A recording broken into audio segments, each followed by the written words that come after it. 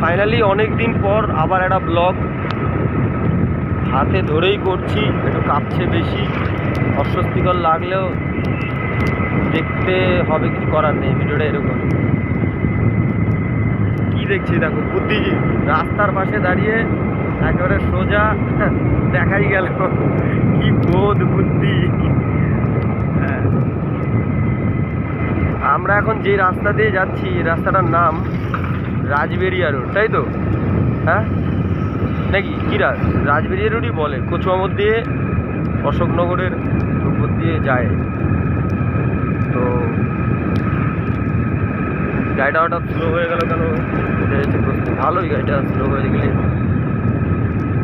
Actually ভাই কত চালাচ্ছ, কত তো তুমি চালাচ্ছিস কত দেখা? ওই 30। খুব ভদ্র। এতক্ষণ বাইকটা এতক্ষণ এরকম চালাচ্ছিল না, 40ই চালাচ্ছিল। যেই আমি ভিডিও শুরু করলাম সাথে সাথে স্পিড কমালো। আর এইটা হচ্ছে ক্যামেরার পাওয়ার, দ্য পাওয়ার অফ ক্যামেরা। তো বাধ্য হলাম ভিডিও শুরু করতে আরেকবার। হ্যাঁ, আকাশটার ওয়েদার জন্যই বৃষ্টিটা, মানে ভিডিওটা শ্যুট করা। আকাশটার অবস্থা পুরো বৃষ্টি পড়ছে, এখন ক্যামেরায়ও বৃষ্টি পড়ছে। এখন যাচ্ছি বেসিক্যালি ভেজা একটা ওয়েদারের মধ্য দিয়ে আমার স্যারের বাড়ি। স্যারের বাড়িতে গিয়ে একটা বই নেব, আর সেই বইটা হচ্ছে বিষয় সাংবাদিকতা। বইটা স্যার নিয়ে গেল, আমার দরকার বইটা। 5 দিন হলো দেবে বললো। এখন তো স্যারের ব্যস্ত থাকে, আমি আসলাম।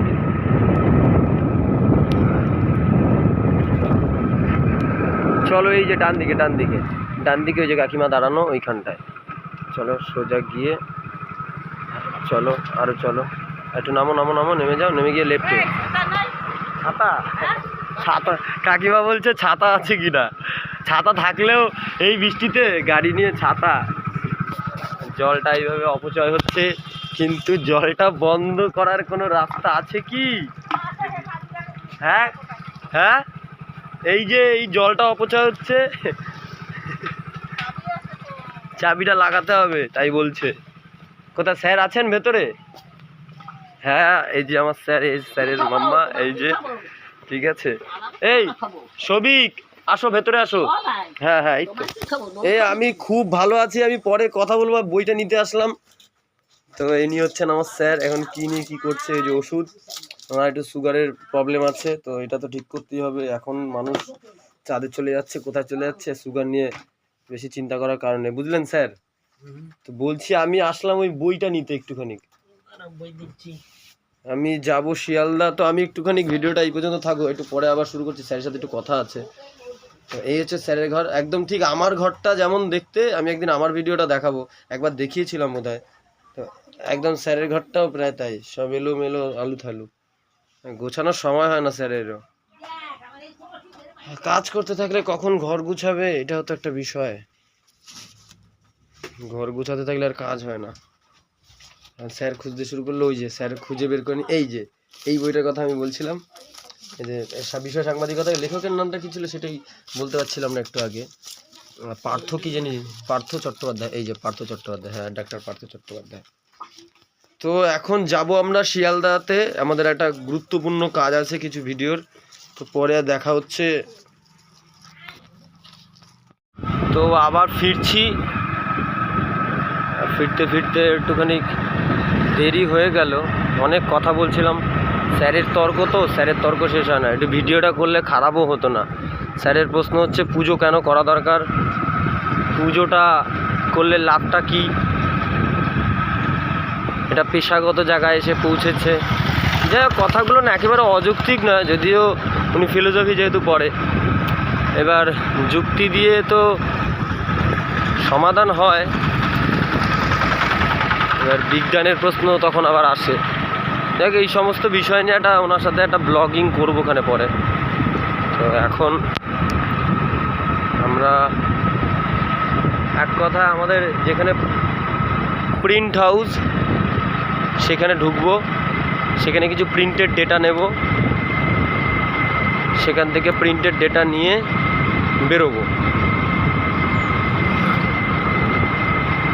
আর এই যে একটা প্রকৃতির দৃশ্য,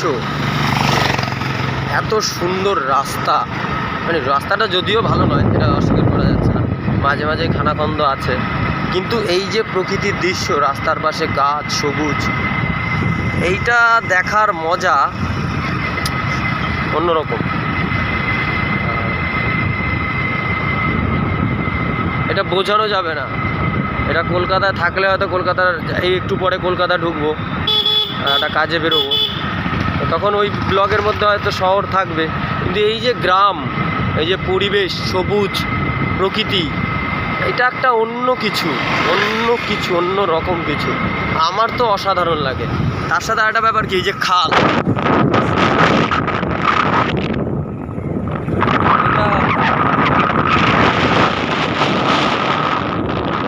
এটা বেশি মজার নিজের দেখা, অসাধারণ লাগে আমার এই প্রকৃতি আর বিষয়টা। এবার হয়তো আমার ছবি আঁকার ঝোঁক আছে, তাই হয়তো আমার এইসব ব্যাপার আরও বেশি ভালো লাগে, তো না, হিউম্যান বিং ভালো লাগাটাই স্বাভাবিক। ওফ, কি লাগছে, কেমন লাগছে ছবি জায়গাটা? হ্যাঁ, দারুণ। এখন আমরা 19 নম্বর কাকপুল ব্রিজে আবার উঠছি, আস্তে আস্তে উঠবো।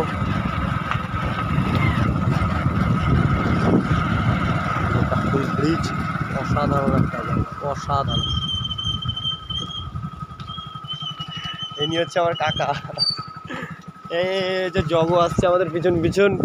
আসো, সব প্রিন্ট আউটে আসো, একদম এখানে বসে একটু কথা হবে।